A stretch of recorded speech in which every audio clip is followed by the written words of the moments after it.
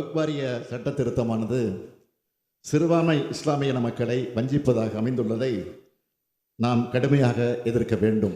மாநில வக்ஃப் வாரியங்களில் 2 முஸ்லீம் அல்லாத உறுப்பினர்களை சேர்க்க வேண்டும் என்று இந்த சட்டம் கட்டாயப்படுத்துகிறது. இது முஸ்லீம்களின் மத நிர்வாகத்தில் அரசு தலையிடுவதாகும். வக்ஃப் சொத்துக்களை பதிவு செய்யும் முன் மாவட்ட ஆட்சியை சரிபார்க்க வேண்டும் என்று இந்த சட்டம் கூறுகிறது. இது அரசு இந்த சொத்துக்களை கைப்பற்றுவதற்கான வாய்ப்பை உருவாக்குவதாக முஸ்லீம்கள் அச்சப்படுகிறார்கள். வக்ஃப் சட்டத்தின் பிரிவு 40 நீக்குவது வக்ஃப் வாரியத்தின் சொத்து அடையாள அதிகாரத்தை அகற்றி அதை அரசுக்கு மாற்றுகிறது. இது அரசியலமைப்பின் பிரிவு 26 கீழ் மத சுதந்திரத்தை மீறுவதாகும். வக்ஃப் பயனர் வக்ஃப் பை யூசர் என்ற பிரிவை நீக்க திட்டமிட்டுள்ளார்கள். இது முஸ்லீம் சமூகத்தின் உணர்வுகளை புண்படுத்துவதாக உள்ளது. गरीब मुसलमानों का पढ़ाई के लिए, मेडिकल ट्रीटमेंट के लिए, स्किलिंग के लिए, इनकम जनरेशन के लिए क्यों काम नहीं हुआ आज तक बताइए।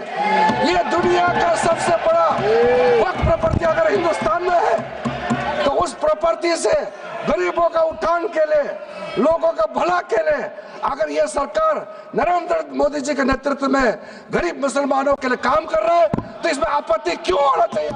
The irony is that the minorities' rights are going to be protected by way of this bill, where the party is having no members of parliament Muslim community. There is no Muslim MP to introduce and pilot the bill and support the cause of the bill. They are not able to produce a single member of parliament, and they are giving moral advice to us how the secularism can be protected. We cannot support the provisions against the constitution. Strongly oppose the provisions which are anti-constitutional on this issue. Unified Waqf management अध्यक्ष महोदय, मैं कहना चाहता हूं, ये जो bill लाया जा रहा है, भारतीय जनता पार्टी में एक मुकाबला चल रहा है. भारतीय जनता पार्टी के अंदर मुकाबला चल रहा है कि खराब हिंदू कौन बड़ा है. अध्यक्ष महोदय, वो अपना राष्ट्रीय अध्यक्ष नहीं चुन पाए अभी तक. अध्यक्ष महोदय, means unless and until the house specifically directed to go into this, they have no right to make new provisions in the bill. It is beyond the powers of the joint parliamentary committee they have acted, for which I am seeking a ruling.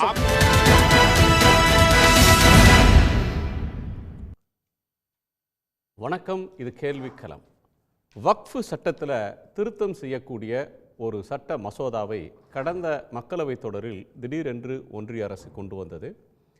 எதிர்க்கட்சிகளுடைய கடுமையான எதிர்ப்புக்கு பிறகு அந்த சட்ட திருத்த மசோதா ஒரு நிலைக்குழுவுக்கு அனுப்பப்பட்டு இப்போது மக்களவையிலும் மாநிலங்களவையிலும் இந்த சட்டம் அறிமுகப்படுத்தப்பட்டு அதன் மீது காரசாரமான விவாதம் நடந்து வருகிறது. வக்ஃப் சொத்துக்களை நிர்வகிக்கக்கூடிய குழுவில் முஸ்லீம் அல்லாதவர்களையும் நியமிக்கலாம் என்கிற சட்டப்பிரிவு உட்பட சில பிரிவுகள் அரசியல் சாசனத்துக்கு விரோதமானவை. வக்ஃப் சொத்துக்களை நிர்வகிக்கிறோம் என்கிற பெயரில் முஸ்லீம்களிடமிருந்து அந்த சொத்துக்களை பறிக்கக்கூடிய முயற்சி நடக்கிறது என்று திமுகவின் திரு ராசா உட்பட எதிர்க்கட்சி எம்பிக்கள் மிக கடுமையாக விமர்சனத்தை முன்வைத்திருக்கிறார்கள். முஸ்லீம் ஏழைகள் பெண்கள் நலனுக்காக இந்த சட்ட திருத்தம் என்று பாஜக வாதிடுகிறது. மக்கள் மத்தியிலே பீதியை எதிர்க்கட்சிகள் கிளப்புகின்றன என்று உள்துறை அமைச்சர் திரு அமித்ஷா கூறியிருக்கிறார். ஒரே ஒரு பாஜக சார்பில் ஒரே ஒரு முஸ்லீமை கூட எம்பி ஆக்காதவர்கள் முஸ்லீம் சமூகத்துக்கு நன்மை செல்வதாக சொல்வது ஒரு நகைப்புக்குரியது, முரணானது என்று விமர்சனம் எழுந்திருக்கிறது. பாஜகவினுடைய கூட்டணி கட்சிகளான தெலுங்கு தேசம், ஐக்கிய ஜனதாதளம் இதை ஆதரிக்கும் பட்சத்தில் இந்த சட்டம் நிறைவேறக்கூடிய வாய்ப்பு இருக்கிறது. ஆனால் எந்தெந்த கட்சிகள் எதிர்க்கின்றன? இந்த சட்டத்தை கொண்டு வருவதற்கு பாஜக ஏன் வேகம் காட்டுகிறது? 10 ஆண்டு கால ஆட்சியில் செய்யாததை இப்போது செய்யக்கூடிய அவசியம் எங்கிருந்து வருகிறது என்கிற பல அம்சங்களை நாம் விவாதிக்கப் போகிறோம். நம்மோடு மனிதநேய மக்கள் கட்சியினுடைய சட்டமன்ற உறுப்பினர் திரு அப்துல் சமது அவர்கள், மார்க்சிஸ்ட் கம்யூனிஸ்ட் கட்சியினுடைய திரு அருணன் அவர்கள், பாரதிய ஜனதா கட்சியின் திரு புரட்சி கவி தாசன் அவர்கள், வழக்கறிஞர் திரு ராமசாமி மெய்யப்பன் அவர்கள், இவர்களோடு அரசியல் ஆய்வாளர் திரு தமிழ் காமராசன் அவர்கள். அனைவருக்கும் வணக்கம். நான் சமதுடைய முதற் பார்வையிலிருந்து கேட்கணும், இந்த சட்ட திருத்தம் வக்ஃபு சட்டத்தில் பல திருத்தங்கள் ஏற்கனவே பல காலகட்டங்களில் செய்யப்பட்டிருக்கு. ஆனால் இந்த திருத்தத்துக்கு மிக கடுமையான ஒரு எதிர்வினை அப்படின்ற ஒன்று வந்திருக்கு. எதிர்க்கிறதுக்கு என்ன காரணம்? இதை திருத்தத்தை கொண்டு வர்ற விஷயத்தில் பிஜேபி காட்டுற அவசரத்தை எப்படி பார்க்குறது? முதலில் இந்த திருத்தங்கள் ஏற்கனவே 1970 ஒரு குழு அமைத்து அது 95 ஒரு திருத்தம் வந்துச்சு. அது பிறகு 2013 வந்த திருத்தங்கள் இது எல்லாமே முஸ்லீம்கள் கேட்டுக்கொண்டதற்கு இணங்க அல்லது பரிந்துரை செய்ததற்கு இணங்க இந்த அடிப்படையில் தான் அந்த திருத்தங்கள் எல்லாமே வந்தது. இப்போ இந்த திருத்தத்தை பொறுத்த வரைக்கும் யார் இவர்களிடத்தில் கோரிக்கை வைத்தாங்க, என்ன பிரச்சனைன்னு சொல்லிட்டு இவங்ககிட்ட போய் கோரிக்கை வைத்து எந்த குழு பரிந்துரை கொடுத்து இதெல்லாம் செய்கிறாங்கன்றது ஒரு பெரிய கேள்விக்குறி. அப்போ இவங்களுக்கு ஒரு பெரிய நோக்கம் இருக்கிறது. அந்த நோக்கத்தின் அடிப்படையில் இன்றைக்கு இந்த சொத்துக்களை அபகரிப்பதற்கான ஒரு திருத்தங்களாகத்தான் இவங்க, அதாவது இந்த திருத்தம் சொன்னால் சும்மா ஒரு 4-5 திருத்தங்கள் அப்படி இல்லை, கிட்டத்தட்ட 155 திருத்தங்கள் இதில் இருப்பதாக இன்றைக்கு கணக்கிடப்பட்டிருக்குது. அப்போ ஒட்டுமொத்தமாக வக்பு என்கின்ற அந்த இதையே வாரியத்தினுடைய அதிகாரத்தையே முற்றமாக நீர்த்து போக செய்யக்கூடிய ஒரு வேலையை தான் இந்த சட்ட திருத்தம் இன்றைக்கு செய்யுது. அப்போ இவங்களுக்கு இந்த நோக்கம் என்னன்னு சொன்னால், இது இன்றைக்கி கிட்டத்தட்ட 9 லட்சம் ஏக்கர் நிலங்கள் இந்தியா முழுக்க இருப்பதாக சொல்லப்படுகிறது இல்லையா? அந்த சொத்துக்களை முழுமையாக அபகரிப்பதற்கான ஒரு திட்டமிடுதல் இதுக்கு பின்னணியில் இருக்கிறது. அதுதான் இதுக்கான நோக்கம். அப்போ இவங்க எந்த கோரிக்கையும் மக்கள் அந்த சம்பந்தப்பட்டவர்கள் வைக்காத நிலையில் இவர்கள் இதை தொடர்ந்து இன்றைக்கு இந்த அளவுக்கு கொண்டு வந்திருக்கிறாங்க. அது மிக முக்கியமாக இந்த சொத்துக்கள் 5 ஆண்டுகள் முஸ்லீம்களாக இருந்தவர்கள் மட்டுமே இதில் சொத்து தானம் நன்கொடை கொடுக்க முடியும் அப்படின்னா, அதுதான் இவர் கோகோய் எம்பி கேட்டிருக்காரு. 5 வருஷம் முஸ்லீமாக இருந்தவங்கள்ட்ட சான்றிதழை யார்கிட்ட போய் வாங்கணும்? அப்போ இந்த நாட்டில் முஸ்லீமாக இருக்கிறதுக்கே ஒரு சான்றிதழை போய் வாங்கிட்டு வந்தால் தான் நீங்கள் அங்கீகரிப்பீங்களா? 5 வருஷமாக இருந்துட்டார் இவரை இவர் நன்கொடை கொடுக்கலாம் அப்படின்ற ஒரு நிலைமைகளாம் இது எங்கே கொண்டு போய் நிறுத்துறது? இப்போ ஒன்றும் இல்லை, சுனாமியை இந்த கொரோனா காலகட்டத்தில் உடுமலையில் ஒருவர் இறந்து போகிறார். அந்த உடலை எடுத்து அடக்கம் செய்கிறதுக்கு யாரும் முன் வராத நிலையில் எங்கள் அமைப்பை சேர்ந்த தமுகவினர் கொண்டு போய் அடக்கம் செய்கிறாங்க. அவங்க மனைவி என்ன செய்கிறாங்க, நாங்கள் ஆம்புலன்ஸ் வாங்குறோன்னு கேள்விப்பட்ட உடனே 8 லட்ச ரூபாய் கொடுத்து இந்த ஆம்புலன்ஸ் என் பணத்தில் நீங்கள் வாங்குங்க அப்படின்னு சொல்கிறாங்க. இப்போ இது எந்த வகையில் இதெல்லாம் நீங்கள் கொடுக்கூடாது, நீங்கள் முஸ்லீம் அல்லாதவர்கள் நீங்கள் எங்களுக்கு ஆம்புலன்ஸ்லாம் வாங்கி கொடுக்காதீங்க அப்படின்லாம் நாங்கள் எப்படி சொல்ல முடியும்? இது என்ன வகையான இது? அப்போ ஒரு மனிதநேயத்தின் அடிப்படையில் ஒரு சேவை செய்வதற்காக ஒரு ஸ்கூல் நடத்துகிறாங்க, ஒரு கல்லூரி நடத்துகிறாங்க, ஒரு அனாதை மக்களுக்கு ஒரு உதவி செய்கிறாங்க, ஒரு உணவு கொடுக்கக்கூடிய ஒரு தர்மத்தை செய்கிறாங்க, அவங்களுக்கு கொடுப்பதற்கு கூட தடுக்கக்கூடிய ஒரு நிலையை இதில் பார்க்குறோம். மிக முக்கியமாக சார் இது என்ன சொல்கிறாங்கன்னா, ஏழை எளிய முஸ்லீம்கள், முஸ்லீம் பெண்கள், முஸ்லீம் குழந்தைகளுடைய கல்வி, இதற்கு வக்ஃபு சொத்து பயன்படுவதற்காக இந்த திருத்தங்கள்னு பாஜக அரசு சொல்லுது. இல்லை, அதுதான் எந்த வகையில் எந்த வகையில் அந்த திருத்தம் உதவுன்றதை சொல்லணும்ல. முதல்ல அது எதுவுமே இல்லாமல் இது எல்லாமே ஆபத்தான திருத்தங்களாகவே இருக்குது. இப்போ அந்த வக்ஃபு சொத்து யாருக்குரியதுன்றதை தீர்மானிக்கக்கூடிய அதிகாரம் மாவட்ட ஆட்சித்தலைவருக்குன்னு சொல்லிட்டு கொண்டு வந்து இன்றைக்கு இன்னும் சொல்லப்போனால் ஒரு ஆபத்தான ஒரு செய்தி தமிழ்நாட்டினுடைய சூழலை சொல்கிறேன். 30% வக்ஃபு சொத்துக்கள் கடந்த ஆட்சி காலத்தில் அரசு நிலங்களாக மாற்றப்பட்டிருக்கு.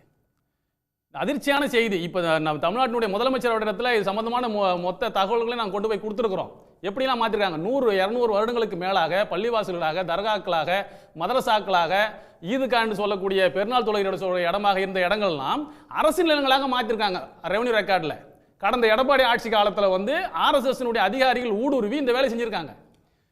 இப்போ திருச்செந்துறைன்னு ஒரு பிரச்சனையை பேசுகிறாங்க பாருங்க. திருச்செந்துறை ஒரு கிராமமே வக்ஃபு சொத்துன்னு சொல்லிட்டாங்க, கோவில்லாம் இருக்குன்னு சொல்லி. இது எல்லாமே திட்டமிட்டு நடந்தது கடந்த ஆட்சி காலத்தில்.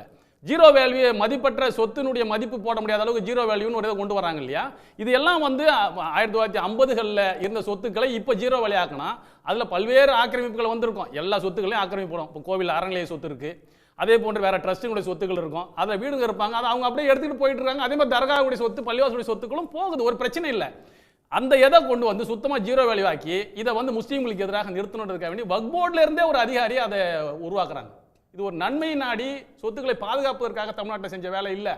இதை நாளைக்கு இந்த சட்டத்தை கொண்டு வருவதற்கு தமிழ்நாட்டிலிருந்தே ஒரு ஆதாரம் வேண்டும் என்பதற்காக வேண்டி கடந்த ஆட்சி காலத்தில், எடப்பாடியினுடைய ஆட்சி காலத்தில் நடந்த சதின்னு என்னால் சொல்ல முடியும். ஏன்னா வக்ஃப் வாரியத்தினுடைய ஒரு உறுப்பினராக நான் இருக்கேன்.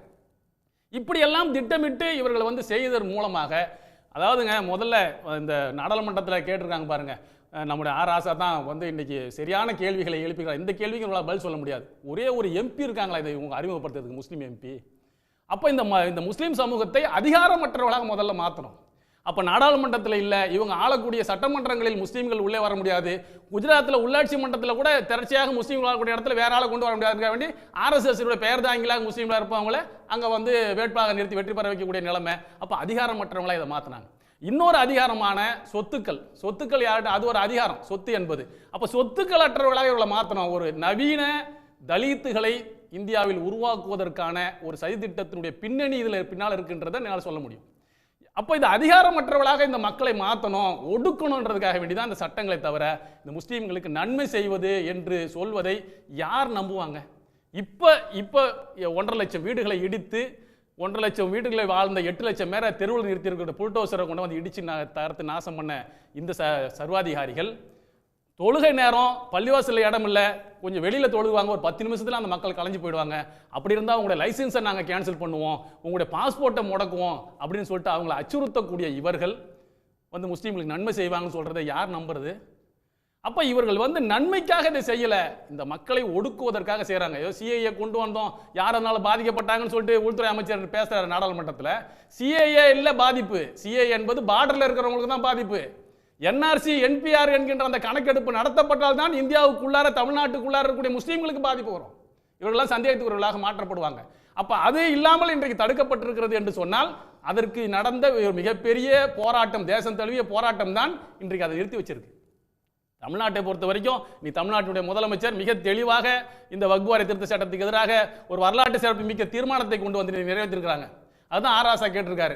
எல்லாரும் ஆதரிக்கிறாங்க தேசம் முழுக்க, நாங்கள் தமிழ்நாடு முழுக்க நாங்கள் அதை எதிர்த்து தீர்மானம் போட்டிருக்கிறோம். பிஜேபியை தவிர எல்லாரும் ஒட்டுமொத்தமாக அதிமுக முதற்கொண்டு எல்லாருமே இந்த தீர்மானத்தை ஆதரிச்சிருவோம், எதிர்த்து போட்ட தீர்மானத்தை ஆதரிச்சிருவோம். அப்போ இதுதான் இன்றைக்கான ஒரு சூழலாக இருந்து கொண்டிருக்கிறது. இவர்கள் நிச்சயமாக நன்மையை நாடி கொண்டு வரவில்லை, ஒரு மிகப்பெரிய நோக்கம் இருக்கிறது. இந்த முஸ்லீம் சமூகத்தை ஒடுக்கி ஒரு நவீன தலித்துகளை போன்ற, ஒரு கடந்த கால தலித்துகளை போன்ற ஒடுக்கி வைத்து சொத்துக்கள் அற்றவர்களாக அதிகாரமற்றவர்களாக மாற்றுவதற்கான ஒரு சதித்திட்டம் தான் இதனால இருக்கு. திரு புரட்சி கவிதாசன், இது முஸ்லீம்கள் நலனுக்காக நடக்கிற முயற்சி இல்லை, முஸ்லீம் சொத்துக்களை அவங்கள்ட்டிருந்து பறித்து அவர்களை அதிகாரமற்றவர்களாக, நிலமற்றவர்களாக, சொத்தற்றவர்களாக மாற்றக்கூடிய ஒரு சதி அப்படின்ற கோணத்தை திரு சமத் முன்வைக்கிறார். நாடாளுமன்றத்திலும் பல எதிர்க்கட்சிகள் அரசாங்கத்துடைய நோக்கத்தை, எதற்காக இதை கொண்டு வர்றீங்கன்றதில் உங்கள்கிட்ட தெளிவாக அதில் விளக்க உரை இல்லை, நீங்கள் சொன்ன நோக்கம் வேற, நீங்கள் செய்திருப்பது வேற, உங்களுடைய நோக்கம்ன்றது வேற ஏதோ என்று அடுக்கடுக்கான குற்றச்சாட்டுகளை முன்வைக்கிறாங்க. எதற்காக இந்த முயற்சி? அனைவருக்கும் வணக்கம். இந்த பிரச்சனையை 2 விதமாக அணுகலாம். அதாவது வக்ஃப் திருத்த சட்டத்தை எதிர்ப்பதில் 2 குரல்கள் எழுகின்றன. ஒன்று அரசியல் ரீதியான குரல், மற்றொன்று அறியாமை ரீதியிலான குரல். இப்படி 2ஆக பார்க்கலாம். அரசியல் ரீதியான குரல் என்பது அண்ணன் ராஜா, இங்கே நம்முடைய மாண்புமிகு தமிழக முதலமைச்சர், திமுக கூட்டணி கட்சியினர் கொடுக்கிற குரல் என்பது இஸ்லாமியர்களை வாக்கு வங்கி ஆக்குவதற்கான, அந்த லாபத்தை அடைவதற்கான ஒரு முயற்சி, அதற்கான ஒரு முன்மொழியாக பார்க்கலாம். இது அரசியல் ரீதியான லாபத்தை நோக்கி ஒரு குழப்பத்தை உருவாக்குறாங்க. அடுத்து இஸ்லாமியர்களிட்டிருந்து வரக்கூடிய எதிர்ப்பு அப்படிங்கிறத நம்ம பரிசீலனை செஞ்சோம்னா அதில் மிக முக்கியமாக நம்முடைய மாண்புமிகு சட்டமன்ற உறுப்பினர் அப்துல் சமத் அவர்கள் அவரே ஒத்துக்கிட்டாங்க, நன்றி. சிஏ சட்டத்தினால இந்தியாவில் இருக்கக்கூடிய இஸ்லாமியர்களுக்கு எந்த பாதிப்பும் இல்லை, அது பார்டரில் இருக்கிறவங்களுக்கு தான் அப்படின்னு முழு உண்மையில் முக்கால் உண்மையை ஒத்துக்கொண்டார். அது பார்டரில் இருக்கிறவங்களுக்கும் கிடையாது, அது சட்ட ரீதியாக எந்த இஸ்லாமியர்கள் இந்தியாவில் இருக்கக்கூடிய ஒரு இஸ்லாமியருடைய குடியுரிமையை கூட பறிக்காது, மாறாக ஆக்கிரமிப்பாளரிடமிருந்து இந்த தேசத்தை காப்பாற்றும் அப்படிங்கிறத இனிவரும் காலங்களில் புரிஞ்சுக்குவாங்க. அதே மாதிரி இந்த குடியுரிமை திருத்த சட்டத்தில் எப்படி ஆரம்பத்தில் கடுமையான எதிர்ப்பும் பிறகு நடுநிலையும் இப்போ கிட்டத்தட்ட அதில் ஒன்றும் பிரச்சனை இல்லைன்னு ஐயம் தீர்ந்து வெளியிலே வந்தாங்களோ, அதே மாதிரி இந்த வக்ஃப் திருத்த சட்டத்தின் மூலமாகவும் ஐயம் தெளிந்து விரைவில் இஸ்லாமிய பெருமக்கள் வெளியே வருவார்கள் என்று நம்புகிறோம். அந்த அடிப்படையில் தான் இப்போ எங்களுக்கு லோக்கல் ஸ்டாண்ட் இல்லைன்னு ராஜா பேசியது குறிப்பிட்டாங்க. ஒரு எம்பி கூட இல்லைன்னு.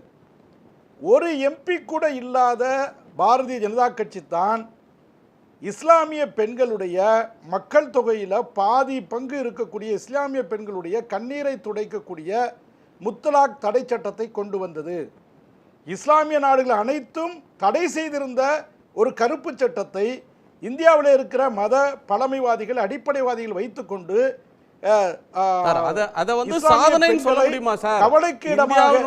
சுதந்திரத்தில இருந்து அமைந்த நாடாளுமன்றத்திலேயே இப்ப இருக்கக்கூடிய நாடாளுமன்றத்தில் தான் முஸ்லிம்களுடைய மக்கள் தொகை இந்தியாவில் 14%.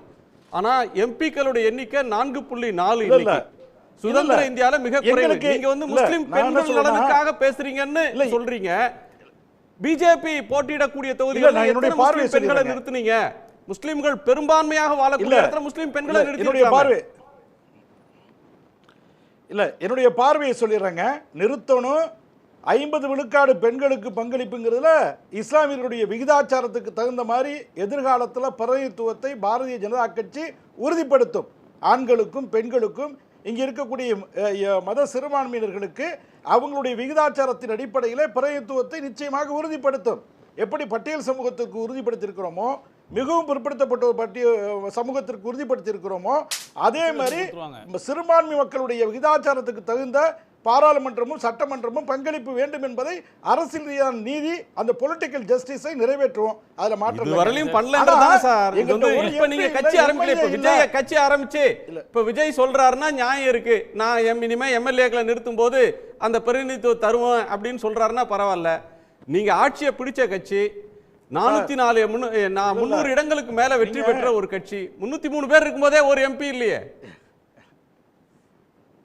குணா சார், ஆரம்பத்தில் பட்டியல் சமூகத்துக்கு எதிரான கட்சி என்று தான் பிஜேபியை சித்தரித்தாங்க. ஆனால் என்ன ஆனிச்சு அப்படின்னா, பட்டியல் சமூகத்திற்கு ஒதுக்கப்பட்ட 77 பாராளுமன்ற உறுப்பினர்கள் 67 பேர் பாரதிய ஜனதா கட்சியிலேருந்து வந்தாங்க. அதுக்கப்புறம் தான் அந்த பிரச்சாரம் நின்றுச்சு. அதே மாதிரி அப்துல் கலாமை எந்த அடிப்படையில் நாம் ஆதரித்தோம், கொண்டாந்தோம், பண்ணினோம். அது மாதிரி இப்போ வக்பு திருத்த சட்டத்தினால வந்துட்டு இஸ்லாமியர்கள் மத்தியில் இன்னும் சொல்ல போனால் அவதூறு தான் பரப்பப்படுகிறது. ஆனாலும் அதை முறைப்படுத்த வேண்டும், அதை நெறிப்படுத்த வேண்டும். ஏன்னா இதை வேற யாரும் செய்ய மாட்டாங்க. இந்தியாவுடைய எல்லைப்புறங்களை வந்து கை வச்சோம்னா அது கஷ்டம்தான். அவதூறு பரப்பப்படுது, பொய் தகவல்கள் பரப்பப்படுது. இதை முறைப்படுத்தவும் நெறிப்படுத்தவும் தான் இதை செய்யறாங்க. முஸ்லிம் பெண்களுக்கு நீதி வழங்கியது பிஜேபி. ஒரே ஒரு விஷயம், அடுத்த பாயிண்ட் வந்து நீங்க சொல்றது அறியாமையிலும் அரசியல் ரீதியாகவும் எதிர்க்கிறாங்கன்றீங்க. திருத்த சட்டத்தில் திரு அருணன்ட்ட போயிடுறேன். இந்த வக்பு திருத்த சட்டத்தில் ஒரே ஒரு செய்தியை மட்டும் ஒரே ஒரு செய்தி சொல்லுங்க. அதாவது வக்பு திருத்த சட்டத்தில் வெறுமனே வக்பு திருத்த சட்டம்னு புரிஞ்சுக்கிறதுக்காண்டி சொல்றோம். அதுல பாத்தீங்கன்னா, அதாவது United administration empowerment and sufficient service அப்படின்னு தான் வரும். இது முழுக்க பாருங்க, ஒரு பொலிட்டிக்கல் ஜஸ்டிஸ் அந்த மக்களுக்கு போய் கிடைக்க வேண்டும், அரசியல் ரீதியான நீதி அந்த மக்களுக்கு கிடைக்க வேண்டும். உதாரணத்துக்கு சொல்லுங்க, 50 விழுக்காடு வக்பு நிலங்கள் இன்னும் அடையாளம் காணப்படவே இல்லை. ஓகே, அதாவது ஒரே இது மட்டும், அந்த குடியுரிமை திருத்த சட்டம் சம்பந்தமா அவர் சொல்றாரு. குடியுரிமை திருத்த சட்டம், இந்த சிஏஏ இருக்கு பாருங்க, இது பொறுத்த வரைக்கும் அசாம் போன்ற மாநிலங்களில், மேற்கு வங்கம் போன்ற மாநிலங்களில் பார்டரில் இருக்கிறவங்கள பாதிக்கும். அங்கேருந்து வந்துட்டாங்கன்னு சொல்லி இவங்க பிரச்சனைகளை உண்டாக்குவாங்க. என்ஆர்சி என்பிஆர்னு சொல்லக்கூடிய இந்த பிரிவுகள் இங்கே கணக்கெடுப்பு நடத்தணும், மக்கள் மத்தியில் கணக்கெடுப்பு, சென்சஸ் எடுக்கணும். அந்த சென்சஸ் எடுக்க முடியாத ஒரு சூழலை இந்த நாட்டில் நடந்த மிகப்பெரிய போராட்டம் தடுத்து நிறுத்திருக்கிறது. எப்போ அந்த கணக்கெடுப்பு நடத்தப்படுகிறதோ அப்போ என் பெற்றோருடைய பர்த் சர்டிஃபிகேட் வேணும், பிறப்பு சான்றிதழ். அந்த சான்றிதழ் எப்படி என்னால் கொடுக்க முடியும்? அப்போ அப்படி இல்லாத போது சந்தேகத்துக்குரியவர்களாக மாற்றப்படுவோம். நாங்கள் எல்லாருமே, யார் இந்துக்களும் மாற்றப்படுவாங்க, முஸ்லீம்களும் மாற்றப்படுவாங்க, கிறிஸ்துவர்களும் மாற்றப்படுவாங்க. ஆனால் 5 ஆண்டுகள் இந்த நாட்டில் குடியிருந்தவங்களுக்கான எவிடன்ஸை கிறிஸ்துவர்களும் மற்ற இந்துக்களும் மற்ற பார்சிகளும் சீக்கியர்களும் கொடுத்துட்டா அவங்க குடியுரிமை கிடைச்சிடும் சிஏல. முஸ்லீம்களுக்கு மட்டும் கிடைக்காது. அப்ப இந்த சட்டம் என்பது இன்றைக்கு கணக்கெடுக்கப்பட்டதான், கணக்கெடுப்பு நடத்த முடியாமல் முஸ்லீம்கள் இன்றைக்கு குடியுரிமையற்றவர்களாக மாற்றப்படாமல் தடுக்கப்பட்டிருக்கிறார்களே தவிர இவங்களுடைய கருணையாலையோ அல்லது இந்த சட்டத்தினுடைய பிரிவு தெரியாம பேசுறாரா அல்லது மறைச்சிட்டு பேசுறா, இவங்களை பொறுத்த வரைக்கும் மறைச்சிட்டு பேசிட்டு இருக்காங்க, அவ்வளவுதான். அதை பொறுத்த வரைக்கும் அதுதான் தவிர இவங்க ரிசர்வேஷன் கொடுப்பாங்களா? அப்போ தாழ்த்தப்பட்டவர்கள் இருப்பது போன்ற முஸ்லீம்களுக்கு சட்டமன்றத்தில், நாடாளுமன்றத்தில், உள்ளாட்சி மன்றத்தில் ரிசர்வேஷன் கொடுக்க போறாங்களா? இருக்கிறத அழித்து இன்றைக்கு உயிர் பயத்தோடு இந்த மக்களை வைத்திருக்கக்கூடிய இவர்கள் இந்த உரிமைகளை வழங்குவான்றதை யார் நம்புறது? இல்லை, எங்கெல்லாம் முஸ்லிம்களுக்கு கிறிஸ்தவர்களுக்கு கல்வி வேலை வாய்ப்புல இடஒதுக்கீடு கொடுத்தாங்களோ, அது தெலுங்கானா, ஆந்திரா, கர்நாடகா எங்க கொடுத்தாங்களோ அங்கெல்லாம் பிஜேபி எதிர்த்து வந்ததுதான் வரலாறு. கர்நாடகா வந்தோன்னு எடுத்துட்டாங்கல்ல. ஓகே, நான் திரு அருணன் அவருடைய கோணத்தை கேட்டேன். திரு அருணன். இல்லை, அதாவது இங்கே பாஜக நண்பர் வந்து ரெண்டு வகையாக பார்க்கணும். அரசியல் ரீதியான எதிர்ப்பு, அறியாமை ரீதியான எதிர்ப்புன்னாரு. மொதல் பாயிண்ட்டு அரசியல் ரீதியான எதிர்ப்பு என்று இன்றைக்கு இந்தியா கூட்டணி கட்சிகளை பற்றி சொல்லுகிறாரு. நான் சொல்லுவேன், அரசியல் ரீதியாக ஆதாயம் அடையத்தான் பாஜக இந்த வேலையை செய்யுது. அவங்க ஏற்கனவே தொடர்ந்து பாபர் மசூதி இடிப்புலேருந்து 1990 நீங்கள் பார்க்கலாம். இந்துக்களில் வந்து உங்களுக்கு எதிரி யாருன்னா இந்த நாட்டுடைய ஏகபோக முதலாளிகள் அல்ல, பெரும் பண்ணையார்கள் அல்ல, கள்ளக்கடத்தல் பேர்வழிகள் அல்ல, மாறாக முஸ்லிம்கள் தான் என்று சொல்லி சொல்லி வந்து அந்த உருவாக்கி அதன் மூலமாக சோகால்டு இந்து வாக்கு வங்கி என்பதை உருவாக்கி அரசியலில் அவங்க வந்து நிலைநாட்டி கொண்டே வந்தாங்க தங்களை. அதுக்கு தொடருது, அதில் ஒரு முயற்சி. இப்போ பாருங்கள், முஸ்லிம்கள் பூரா இருக்கிறாங்க இந்த சட்டத்தை. அப்போ பாருங்கள், அப்போ நம்முடைய எதிரிகளை நாங்கள் ஒடுக்குவதற்கு சட்டத்தை கொண்டாந்தோம். பேச்சில் வந்து சொல்லலாம் அது முஸ்லீம்களுக்கு ஆதரவானதுன்னு, ஆனால் முஸ்லீம் மக்கள் எல்லாம் இருக்கிறாங்க. அப்படி என்றால் பார்த்துக்கங்க என்று மறைமுகமாக சொல்லி இந்துக்களை கிளப்பிவிட்டு இந்துக்கள் மத்தியில் அரசியல் ஆதாயம் தேடுகிறது. இந்துக்கள் மத்தியில் ஒரு வாக்கு வங்கியை உருவாக்குற அரசியலை செய்வது பாஜக, மோடி அரசு, அவர்களுடைய முன்பலமாக பின்பலமாக இருக்கக்கூடிய RSS. இல்லாட்டி எதுக்கு இந்த சட்டம்? ஒன்று சொல்கிறேன், இங்கே அப்துல் சமத் கூட அதை குறிப்பிட்டார். எங்க வக்ஃபு வாரியம் என்பது முஸ்லீம் மக்கள் தங்களுடைய சொத்துக்களை இந்த மாதிரியான கருணை அடிப்படையில் நல்ல காரியங்களுக்காக உருவாக்கி இருக்கக்கூடிய சொத்துக்களை வந்து தானம் தந்திருக்கிறது. முஸ்லீம்களுடைய சொத்து, அதை நிர்வகிப்பதற்கான, பாதுகாப்பதற்கான, பராமரிப்பதற்கான ஒரு வாரியம், அதுதான் வக்ஃபு வாரியம். இந்தியா முழுக்க இருக்குது. மாநில வாரிய வக்ஃபு வாரியங்கள் இருக்குது, மத்திய வக்ஃபு வாரியம் இருக்குது. முஸ்லீம்கள் கொடுத்த சொத்தை யாருங்க பராமரிக்கணும்? முஸ்லீம்கள் தானே பராமரிக்கணும். ஆனால் இந்த சட்டம் என்ன சொல்லுது? மாநில வக்ஃபு வாரியத்தில் 2 பேர், மத்திய வக்ஃபு வாரியத்தில் 2 பேரை கண்டிப்பாக அந்த வாரியத்தில் சேர்க்கணும். அவங்க யாராக இருக்கணும்? முஸ்லீம் அல்லாதவராக இருக்கணும். அதாவது RSS காரங்களை போட போகிறாங்க, அதுதானே அர்த்தம். அப்போ முஸ்லீம் சொத்துக்களை பராமரிக்க முஸ்லீம் அல்லாதவரை போடுவது என்பது எவ்வளோ பெரிய கொடுமை, கொடூரம், வஞ்சனை, வஞ்சகம். ஒன்றும் இல்லைங்க. இங்கே வந்து பெருமாள் கோயிலில் தமிழ்நாட்டில் நடந்த ஒரு விஷயத்தை உங்களுக்கு தெரியிருந்தாலும் இந்த நேயர்களுக்கு நினைவுபடுத்தணும். ஒரு பெருமாள் கோயிலில் அறங்காவலராக நர்கிஸ் கான் என்பவரை நியமித்தது மாநில அரசு. உடனே பாஜக தலைவர் H. ராஜா அவர்கள் எக்ஸ் தளத்தில் பயங்கரமாக கிளப்பி விட்டார். இந்து கோயிலுக்கு அறங்காவலராக ஒரு முஸ்லீமா, ஆக இந்து மத விவகாரத்துக்குள்ளே கை வைத்து விட்டது ஸ்டாலின் அரசுன்னு பொங்குனார். கடைசியில் பார்த்தா அவர் ஒரு இந்து, பேர் தான் நர்கிஸ் கான்.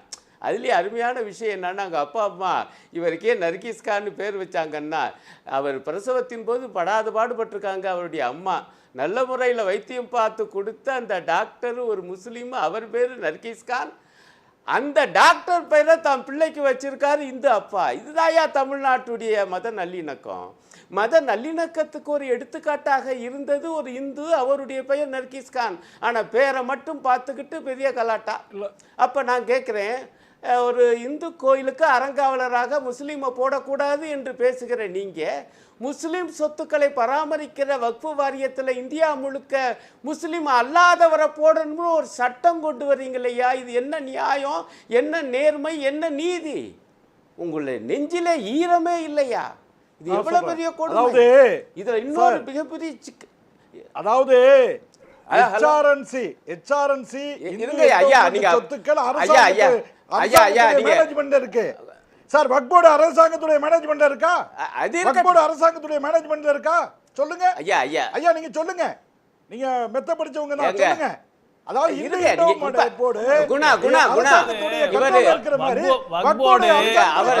அரசாங்கத்தின் கீழ் தான் இருக்குது. அவர் அறியாமையில பேசிட்டு இருக்காங்க. இது வந்து இந்துக்களை முஸ்லிம்களுக்கு எதிராக தூண்டி விடுறதாக தொடர்ந்து RSS பிஜேபியும் சொல்லக்கூடிய ஒரு பொய்யான குற்றச்சாட்டு.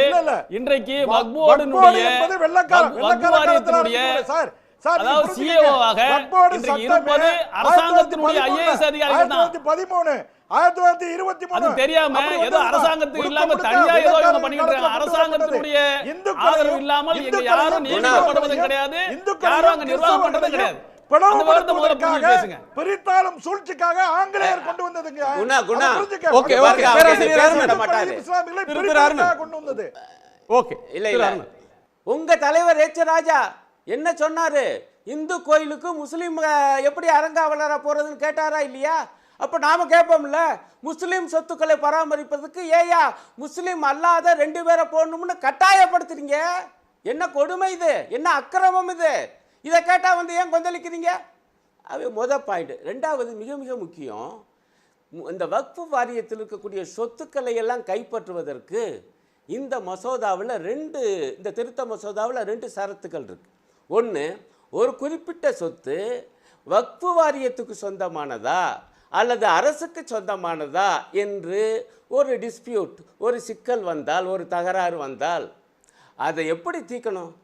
ஒன்று நீதிமன்றத்தின் மூலமாக தீர்க்கணும்.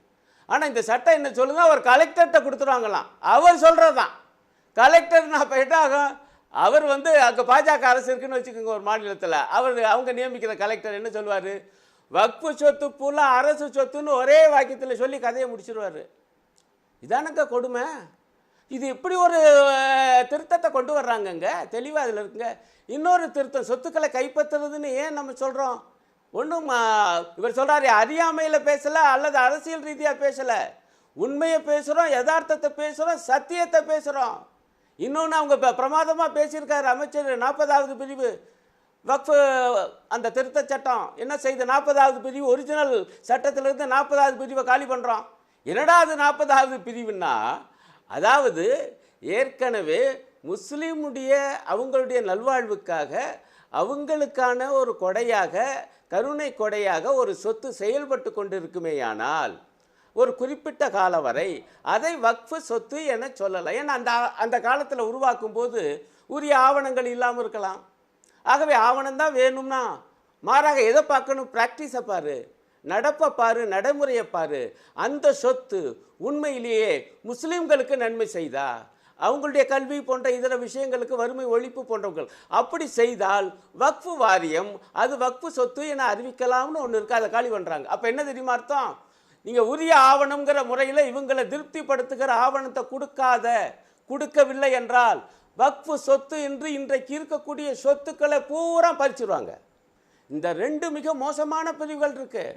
இந்த பிரிவுகள் பற்றி தான் இன்றைக்கு நாடாளுமன்றத்தில் கடுமையான கருத்துக்களை, நியாயமான கருத்துக்களை எதிர்க்கட்சிகள் முன்மொழிகிறாங்க. அப்துல் சமது சொன்னார், கேரளா இன்றைக்கு ஏற்றுக்கொண்டிருக்க ஆராசா பேச்சை கேட்டேன், அருமையான பேச்சு. ஐயா நாடே ஆதரிக்கிறதுக்குறீங்களே ஐயா, தமிழ்நாடு அங்கே இதை எதிர்த்து தீர்மானம் போட்டிருக்கியாங்கிற. நான் சொல்கிறேன், கேரளா அரசனுடைய நிலைப்பாடு அதுதான்.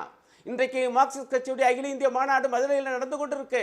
ஆனால் அந்த மாநாட்டில் கூட பங்கு கொள்ளாமல் எங்களுடைய எம்பிக்கள் இன்றைக்கு டெல்லி சென்றிருக்கிறாங்க இந்த திருத்த மசோதாவை எதிர்த்து முறியடிப்பதற்காக. ஆக கேரளா அரசும் இதை எதிர்க்கிறது. அதே போல காங்கிரஸ் அரசுகள் இந்தியா கூட்டணி முழுக்க எதிர்த்திருக்கிறது. இது எப்படிங்க ஒட்டுமொத்த நாடே எதிர்க்கிறதா சொல்றீங்க?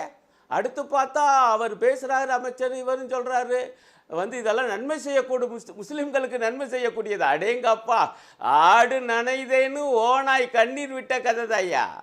பாபர் மசூதி இடிப்பிலிருந்து இன்றைக்கு தொழுகை, ரம்ஜான் தொழுகைக்கு தடை போட்டது வரை முஸ்லிம்களுக்கு எதிரானது பாஜக ஆட்சி, ஆர்எஸ்எஸ் பரிவாரம் என்று நித்தம் நீங்க நிரூபிச்சுக்கிட்டு இருக்கீங்க. இப்ப இந்த நேரடியான ஒரு ஆதாரத்தை தர்றேன். இந்த சட்டத்தை நிறைவேற்ற வேண்டும் என்று இன்றைக்கு 8 ஆண்டு கால ஆட்சியை முடித்திருக்கக்கூடிய உத்தரப்பிரதேசத்துடைய முதலமைச்சருடைய பேட்டி. அந்த பேட்டியில் அவர் சொல்றாரு இந்த சட்டத்தை அவசியமாக நிறைவேற்றணும். ஏன்னா அவர் சொல்றாரு, உத்தரப்பிரதேசத்தில் மட்டும் 64 மசூதிகளை அடையாளம் கண்டிருக்கோம். அதில் 50க்கும் மேற்பட்ட மசூதிகள் ஏற்கனவே கோவில்களாக இருந்தவை என்று நாங்கள் கண்டுபிடிச்சிருக்கோம். ஆகவே அவற்றையெல்லாம் கைப்பற்றி கோவில்களாக ஆக்கணும். அதற்கு இந்த வக்ஃபு திருத்த மசோதா உதவும்னு சொல்லியிருக்காரு. தெரியுமா? பேட்டி இருக்குது, நான் கேட்டுட்டு தான் வர்றேன். அப்போ நான் என்ன அர்த்தம்னா, இந்த கலெக்டர் என்ன செய்வார்னா மசூதி இருக்கிற இடம் பூராமே அரசு சொத்துன்னு அறிவிச்சிருவார். அதில் இந்த 2 பேர் முஸ்லீம் அல்லாதவங்களை போடுறாங்கல்ல, உத்தரப்பிரதேச மாநில வக்ஃபு வாரியத்தில் ஆர்எஸ்எஸ் காரங்க 2 பேரை போடுவாங்க. அவங்க சொல்லுவாங்க, வக்ஃபு வாரிய உறுப்பினர்களே சொல்லுவாங்க, இது வக்ஃபு வாரிய சொத்து இல்லையா, கதை முடிஞ்சு போச்சுல. அப்போ இந்த மசூதிகள் இருக்கிற இடங்களை பூரா கைப்பற்றி அவற்றை தகர்க்கிற வேலையை செய்வதற்கான ஏற்பாடு இது. இவர்கள் பாபர் மசூதியை அட்டூழியமாக இடித்தவர்கள், அவங்ககிட்ட தான் அந்த இடத்த கொடுத்த அதே உச்சநீதிமன்ற தீர்ப்பு இடித்தது கிரிமினல் குற்றம் என சொன்னது என்பதை மறந்துவிடக்கூடாது. அத்தகைய கிரிமினல் வேலையை செய்தவர்கள் இவர்கள். இவங்க தான் வந்து முஸ்லிம்களுக்காக இந்த சட்டத்தை கொண்டு வந்திருக்காங்களா? இந்த கேள்விக்கு ஏதாவது பதில் சொல்ல முடியுமா? இவ்வளவு எம்பிக்களை வச்சிருக்க ஒரு முஸ்லீம் எம்பி இல்லையேன்னு கேட்டா அதெல்லாம் எதிர்காலத்தில் வரும் ஐயா. எதிர்காலத்தில் எப்படி வரும்? வேலை வாய்ப்புலையும் கல்வியிலையும் முஸ்லீம், அதுவும் ஓபிசிக்குள்ளே தான் முஸ்லீமுக்கு தர்றாங்க, தனியாக கூட கிடையாது. ஆனால் அமித்ஷா என்ன பேசினார்? முஸ்லிம்களுக்கு என்ற இடஒதுக்கீட்டை நான் அனுமதிக்கவே மாட்டேன் என்று கொக்கரித்தார். தேர்தல் பிரச்சாரத்தில் பூரா கொக்கரித்தார். இவங்க தான் இங்கே வந்து ஒருத்தர் சொல்கிறாரு, எதிர்காலத்தில் பாஜக எம்பி சீட்லேயே முஸ்லீம்களுக்கு இடஒதுக்கீடு வருமா? அடேங்க அப்பா, புரட்சிகவிதாசனுடைய ஆசையா இருக்கலாம். அதே விசித்திரமான வாதம். அடுத்த 2 விருது ஏமாற்று வித்து. தமிழ்நாட்டை சேர்ந்தவர், அவர் பாரம்பரிய பிஜேபியில இருந்து வந்தவர் இல்ல, அவருக்கு ஒரு மத நல்லிணக்கப்பற்று கூட இருக்கலாம், அதனுடைய வெளிப்பாடா கூட அது இருக்கலாம். நான் இன்னும் 2 விருந்தினர்கள் பேசல, அவங்களுடைய கருத்தை கேட்டுறேன். திரு ராமசாமி ஐயப்பன், இந்த வக்ஃபு விவகாரத்தில் பிஜேபி காட்டக்கூடிய வேகம் என்பது இன்னைக்கு விமர்சனம், எதிர்க்கட்சிகளால் விமர்சனம் செய்யப்படுது. இன்னொரு முனையில் பார்த்தா பிஜேபி இதில் வந்து தீவிரம் காட்டுவதற்கு பின்னாடி ஏதோ உள்நோக்கம் இருக்குது அப்படின்ற குற்றச்சாட்டை எதிர்க்கட்சிகள் முன்வைக்கிறாங்க. இங்கே பேசின திரு அருணன் அவர்களும் கூட, திரு சமத் அவர்களும் கூட இதில் இருக்கக்கூடிய சிக்கல்கள், வட இந்தியாவில் என்னென்ன சிக்கல்களை இது எதிர்கொள்ளும், இப்போ உருவாக்கும் அப்படின்ற ஒன்று. பொதுவாக நாடாளுமன்ற உரையை, பல எம்பிக்களுடைய உரையை கேட்கிற போது எழுந்த உணர்வு, பிஜேபி அரசாங்கம் எப்போதும் வட இந்தியாவில் அல்லது இந்தியா முழுக்க ஒரு மத பதற்றத்திலேயே இந்த நாட்டை வைத்து கொள்ள வேண்டும். இந்துக்கள், முஸ்லீம்கள், முஸ்லீம் சொத்து, ஹிந்து சொத்து, அது கோயில் இருந்துச்சா, மசூதி இருந்ததா என்று எப்போதும் பதற்றத்தில் வச்சுக்கிறதுக்கு ஆசைப்படுறாங்க. நாடு எவ்வளோ பிரச்சனைகளை எதிர்நோக்குது, அதை பற்றி பார்க்காமல் இதில் கவனம் செலுத்துறதுக்கு பின்னாடி ஒரு மத பிளவுவாதம் இருக்குன்னு குற்றம் சாட்டுறாங்க. இந்த சட்டத்துக்கு பின்னாடி உங்கள் கோணம்? பாரத மண்ணிற்கும் தமிழ் மக்களுக்கும் முதற்கண் வணக்கங்கள். இன்றைக்கி நீங்கள் கேட்ட கேள்விக்கு போகிறதுக்கு முன்னாடி ஒரு 4-5 ஃபேக்சுவலான எரர்ஸை கரெக்ட் பண்ணணும் அப்படின்னு நினைக்கிறேன். அதற்கு முன்னாடி இன்னொரு விஷயம், கான்ஸ்டண்ட்டாக வந்து எதிர்க்கட்சிகள் வந்து ஃபேசிசம், பாஜக அப்படின்லாம் சொல்லிக்கிட்டே இருக்காங்க. இங்கே தமிழ்நாட்டில் திமுக ஆட்சியை பற்றி இல்லை திமுகவில் இருக்கும் தலைவர்களை பற்றி பேசினால் உடனே வந்து அரெஸ்ட்டு, அவங்க மேலே கேஸு அப்படின்னு போகும். சிலருக்கெல்லாம் வாழ்வாதாரமே போய்விடும். அந்த மாதிரி ஒரு சூழ்நிலை இருக்கும் போது இன்றைக்கி இந்தியாவில் வந்து இந்த மாதிரி சுதந்திரமாக நம்ம பாராளுமன்றத்தில் ஒரு இதை வந்து டிஸ்கஸ் பண்ண முடியுது அப்படின்னா அது நம்ம டெமோக்ரஸியும் ரிப்பப்ளிக்குமான பெருமை அப்படின்னு பார்க்க வேண்டிய தேவை இருக்கிறது. ஸோ அப்போ ஃபேசிசம் அப்படின்னு சொல்கிறவங்க வந்து வெறும் அரசியல் காரணமாக தான் சொல்கிறாங்க, உண்மையில் அந்த மாதிரி ஒரு சூழ்நிலை இல்லைன்னு பார்க்க வேண்டிய தேவை. இதற்கு அடுத்தது ஃபேக்சுவலான ஒரு 3 விஷயங்கள் சொல்லணும்னு நினச்சேன். ஒன்று வந்து சிஏஏ சட்டத்தை பற்றி பேசினாங்க. சிஏஏ வந்து ஃப்யூச்சரில் இருக்கவங்களுக்கு, இப்போ இருக்கவங்களுக்கு அப்படிலாம் கிடையாது. இந்தியாவுக்குள்ளே அகதிகளாக வந்தவர்கள், அவர்கள் வந்து டிசம்பர் 31, 2014 முன்னாடி வந்திருந்தால் மட்டும்தான் அவர்களுக்கு அதில் பார்ட்டிசிபேட் பண்ணுறதுக்கான உரிமையே. அது அவர் அகதிகளாக இருக்கணும் அப்படின்னா அவர் இந்தியாவோட குடியுரிமை பெற்றவராக இருக்க முடியாது. அதனால் இந்தியர்கள் யாருக்குமே அது அப்ளிகபிள் கிடையாது. ஸோ அதனால் அது வந்து ஒரு ஃபேக்சுவலான தவறு. அடுத்தது வந்து ஐயா மக்கள் ரெப்ரசன்டேட்டிவ் சமாத் அவர்கள் பேசும்போது அவங்க சொன்னாங்க, அதாவது வக்ஃபுக்கு டொனேஷன் கொடுக்கணும் அப்படின்னு நினச்சா கூட இப்போ இன்னொருத்தர் கொடுக்க முடியாதா? ஒரு பெண்மணி வந்து ஒரு நல்ல காரியத்துக்காக அவங்க 8 லட்சம் கொடுக்கணும் அப்படின்னு நினச்சாங்க. ஏன்னா அவங்க கணவரை வந்து பார்த்து கொண்டார்கள், ஒரு நல்ல விஷயம் செய்தவர்களுக்கு அதை வந்து அவர்கள் செய்வது வந்து சரி அப்படின்னு நினச்சாங்க. டெஃபினட்டாக எல்லாருமே கொடுக்கலாம், யாருக்கு கொடுக்கணும் அப்படின்ற ரெஸ்ட்ரிக்ஷன் கிடையாது. அதை வந்து ஒரு வக்ஃபு மட்டுமா வழியாக தான் ஒரு டொனேஷன் கொடுக்கணும் அப்படின்னு கிடையாது. தமிழ்நாட்டில் இந்த சென்னையிலே பல 100 கணக்கான பப்ளிக் வெல்ஃபேர் ஆர்கனைசேஷன்ஸ், என்ஜிஓஸ் இல்லாமல் பொது நல தொண்டு நிறுவனங்கள் வந்து இஸ்லாமியர்கள் நடத்தி கொண்டு வருகிறார்கள். அது வக்ஃபு சாராத நிறுவனங்களாக இருக்குது, அங்கே கூட கொடுக்கலாம். அதனால் அது வக்ஃபு அப்படின்னு கணக்கு கிடையாது. எல்லாருமே பல விதங்களில் டொனேட் பண்ணலாம். வக்ஃபும் ஒரு விதமான டொனேஷன். அடுத்தது வந்து இன்னொன்று ஐயா அருணன் அவர்கள் பேசும்போது வந்து இதை கலெக்டர் தான் நிர்ணயிப்பாரா அப்படின்னு கேட்டாங்க. மன்னிக்கணும் ஐயா, ரெஜிஸ்ட்ரேஷன் ஆக்ட் கீழே வந்து சொத்து ரெஜிஸ்ட்ரேஷன் ரிலேட்டடாக ப்ராப்பர்ட்டி டிஸ்பியூட் இருந்ததுன்னா அதில் ஃபஸ்ட்டு என்கொயரி ஆஃபீஸர் தாசில்தார். இது இல்லாமல் ப்ராப்பர் டிஸ்பியூட் வந்து நம்ம போகணும் அப்படின்னா டாக்குமெண்ட் ரிலேட்டடாக ரெஜிஸ்ட்ரேஷன் ரிலேட்டடாக ஆர்டிஓவும் டிஆர்ஓவும் அவங்க ஆக்சுவலாக சப் கலெக்டர் ரேங்க்ல இருப்பாங்க. அதுதான் இன்னைக்கு இருக்கிற நம்மளோட ரெவென்யூ லாஸ்ல இருக்கிறபடி அது ரெகுலரா எல்லா சிவில் டிஸ்பியூட்டுக்கும் வர்றதுங்க. அப்புறம் இங்க இருந்து நாம்னா அதை ஏன் வந்து மாத்துறாங்க? இதுக்கு முன்னாடி வக்ஃப் சட்டத்துல இல்ல வக்ஃப் சட்டத்துல வந்து இதுதான் ஒரு சிவில் டிஸ்பியூட்ல இந்த சொத்து யாருக்கு பிரச்சனை வந்ததுன்னா அது தாசில்தார், ஆர்டிஓ, கலெக்டர், அதுக்கப்புறம் சிவில் கோர்ட், இந்த ப்ரொசீஜர் இருக்கிறது நார்மல்னா வக்ஃப்ல ஏன் அதை மாத்துறாங்கன்னு கேக்குறேன். இதனால வரலையே அந்த இல்லாம இருந்த உடனே அதுல திணிக்கிறாங்க. ஏன்னா இது வரைக்கும் அதுதான் அண்ணன் கேளுங்க அண்ணன், ஒரே ஒரு நிமிஷம் கேட்டுருங்க. இது வரைக்கும் இந்த அமெண்ட்மெண்ட்டுக்கு முன்னாடி இருந்த வரைக்கும் வக்ஃப் சட்டத்தில் அதை வந்து ஆர்டிஓ, டிஆர்ஓ, கலெக்டர், அதுக்கப்புறம் நம்ம சிவில் கோர்ட்டுக்கு போக முடியாது. வக்ஃப் ட்ரைபுனல் அவங்களே வந்து நிர்ணயம் செய்வார்கள் யார் அந்த சொத்து, யாருக்கு அந்த சொத்து உள்ள உரிமை அப்படின்னு. அப்புறம் அவங்க ப்ரொசீஜரோ ப்ராசஸோ தப்பாக இருந்தால் மட்டும்தான் நம்ம ஒரு ரிட் பெட்டிஷன் வழியாக நம்ம வந்து கோர்ட்டுக்கு போய் நம்ம கேட்க முடியும். ஸோ அதனால் அங்கே திருத்தம், ஏன்னா அங்கே இருக்கவர்களுக்கு சட்ட நாலேஜ் இருக்குது, இல்லை இந்த மாதிரி ஒரு ப்ரொசீஜர் டீல் பண்ணுறதுக்கான நாலேஜ் இருக்குது, இந்த டாக்குமெண்ட்ஸை பார்க்கறதுக்கான நாலேஜ் இருக்குன்னு கிடையாது. இன்றைக்கி வந்து ஒரு சிவில் அத்தாரிட்டி நம்ம வந்து கவர்மெண்ட் சர்வீசஸ் எக்ஸாம் எழுதி, டிஎன்பிஎஸ்சி எக்ஸாம் எழுதி, இல்லாட்டி யூபிஎஸ்சி எக்ஸாம் எழுதி இதற்கான தேர்ச்சி பெற்று பயிற்சி பெற்று ஒருத்தர் இருக்கிறார். அவர்களுக்கு வந்து ரெவென்யூ டாக்குமெண்ட் எப்படி பார்க்கணும், லேண்ட் டாக்குமெண்ட் எப்படி பார்க்கணும், ரெவென்யூ ரெக்கார்ட்ஸ் எப்படி பார்க்கணும்னு அவர்களுக்கு தெரியும். அவர்கள் வந்து அதுல அத்தாரிட்டியா இருப்பாங்க. அப்படின்றது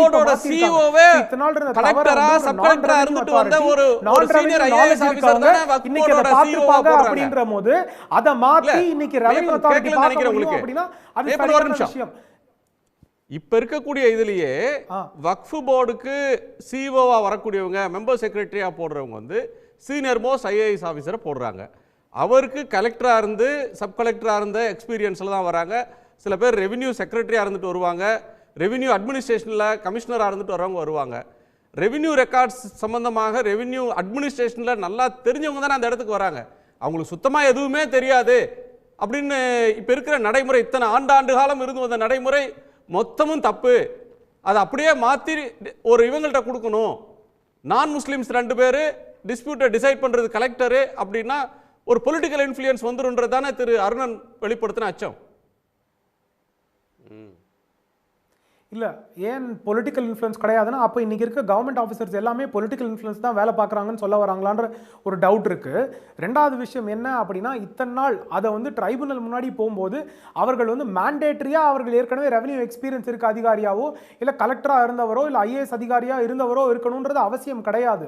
அது வந்து சில நல்ல ஆட்சிகளில் அந்த மாதிரி அப்பாயிண்ட் பண்ணுறாங்களா இருக்கணும், இல்லை சில ஒர்க் ட்ரஸ்ட் வந்து நல்லா நடத்துறாங்களா இருக்கும். தமிழ்நாட்டுல 50 வருஷமா இருக்கிற நடைமுறை பாருங்க, 60 வருஷமா இல்ல, நாடு முழுக்க பல வக்ஃப் இருக்கு.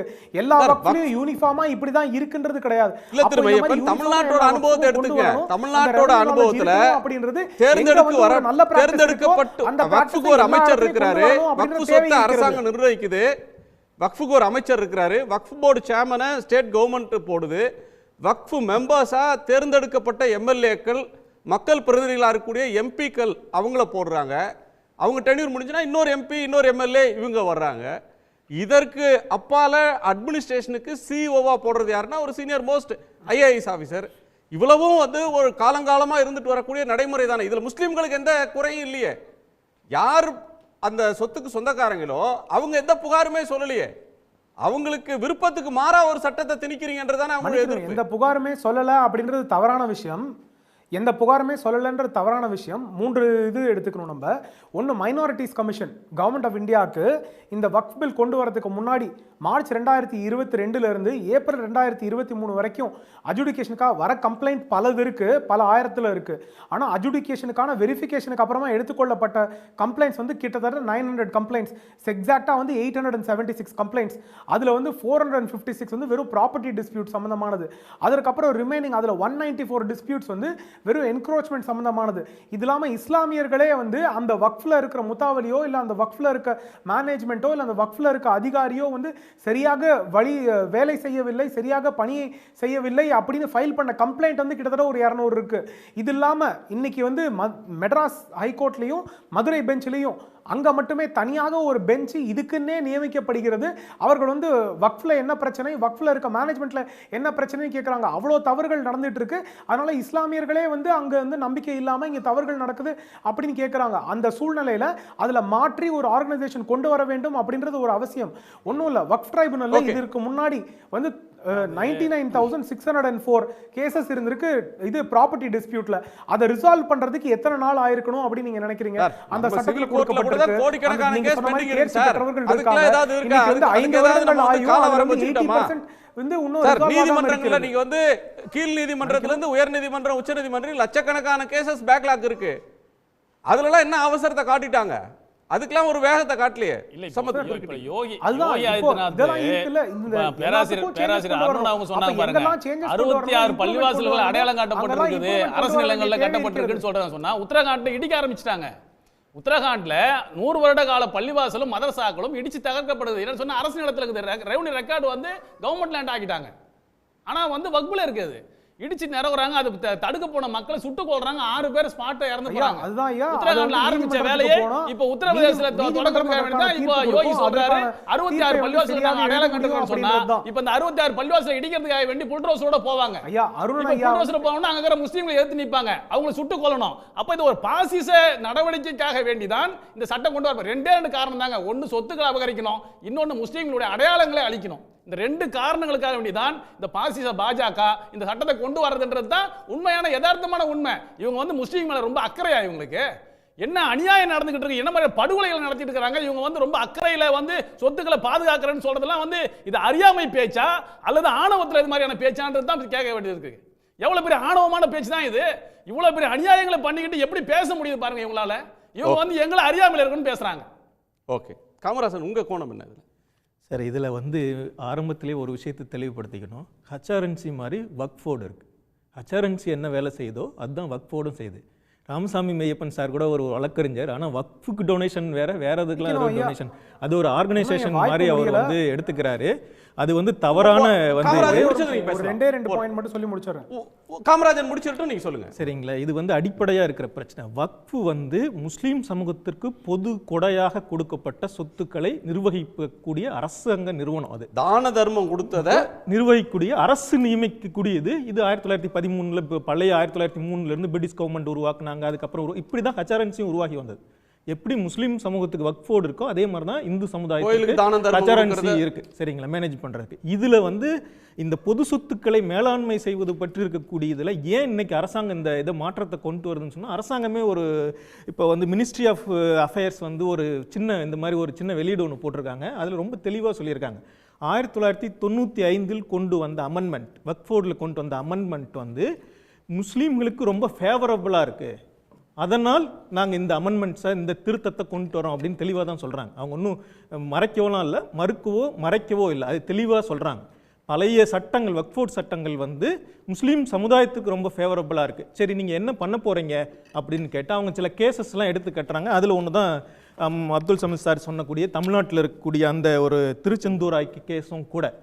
அந்த இவங்க என்னன்னா இதில் என்ன காரணம், இந்த மாதிரி நிறைய குற்றச்சாட்டுகள் இருக்குது மற்றதெல்லாம் சொல்கிறாங்க இல்லையா. மிக முக்கியமான காரணமாக இவங்க என்ன சொல்கிறது என்னதுன்னா, இப்போது மற்றவங்க வந்து அவங்க வக்ஃபோர்ட் சொத்துக்களாக இருக்கிறதுல மற்றவங்க வந்து ஆட்சேபங்களை தெரிவிக்கிறாங்க. அந்த பொது சொத்துக்களின் மீது மற்ற சமூகத்தார் ஆட்சேபங்களை தெரிவிக்கிறாங்க. இதையெல்லாம் தீர்க்கறதுக்கு தான் நாங்கள் இந்த சட்ட திருத்தத்தை கொண்டு வரேன்னு சொல்கிறாங்க. அப்படி கொண்டு வரும்பொழுது அவங்க என்ன பிரதானமாக செய்ய போகிறாங்கன்னு சொன்னால், நீங்கள் ஏற்கனவே எல்லாரும் சொன்னது போல் முஸ்லீம் அல்லாத உறுப்பினர்களை கட்டாயமாக நியமிக்கணும் அப்படின்னு சொல்கிறாங்க. ஏற்கனவே வந்து சன் நியூஸில் பழைய விவாதம், இந்த சட்ட திருத்தம் அறிமுகப்படுத்தப்பட்ட போது நடந்த விவாதத்தை நான் கவனிச்சிருக்கேன். அப்போ வந்து இங்கே தமிழ்நாடு வக்ஃபோர்டுடைய சேர்மன் அவங்க இன்னொருத்தங்கன்னா அவங்க வந்து கலந்துக்கிட்ட போது பெண்களுக்காக இந்த சட்டத்தை கொண்டு வரேன்னு சொன்னால், ஏற்கனவே தமிழ்நாட்டில் பெண் உறுப்பினர்கள்லாம் இருக்காங்க, அப்துல் ரஹ்மான் ஆமாம் அப்படின்னு சொன்னாங்க. பெண்கள் வந்து பெண்கள் உறுப்பினர்கள் நியமிப்பதற்கோ மற்றதுக்கோ அவங்களுடைய நோக்கம் இல்லை. அவங்களுடைய பிரதானமான நோக்கம் வந்து முஸ்லீம் பொது சொத்துக்களை கேள்விக்குள்ளாக்குதல், அதன் சட்டப்பூர்வ தன்மை பற்றி கேள்விக்குள்ளாக்குதல். 2 வகையில். ஒன்று வந்து முஸ்லீம் அல்லாதவர்கள் வக்ஃபுக்கு வந்து அந்த லிவிங் ப்ராக்டிசிங் முஸ்லீம் தான் கொடுக்கணும் அப்படிங்கிறத ஒரு சரத்தாக சேர்த்துருக்காங்க. அது வந்து அடிப்படையில் பிரச்சனை. இப்போ முஸ்லீம் அல்லாதவர்கள் சொத்து கொடுத்துருந்தா நீங்கள் என்ன பண்ண போகிறீங்க, அது பிரச்சனை. 2வது பிரச்சனை வந்து இந்த சொத்துக்களுக்கு சான்றிதழ்கள் இல்லங்கமில்லா சான்றிதழ்கள் இருக்கணும். சான்றிதழ் இல்லாத எல்லா சொத்தையும் வந்து கேள்விக்குட்டாக உள்ளாக்க முடியும். இதை நேராக கோர்ட்டு கேஸாக மாற்றிட முடியும். இந்த பை யூசர்ஸ்லாம் இன்னைக்கு பேசுகிறாரு, வந்து அமித்ஷாலாம் கூட பேசியிருந்தாங்க. ஆனால் சட்டத்தில் அப்படி இல்லை.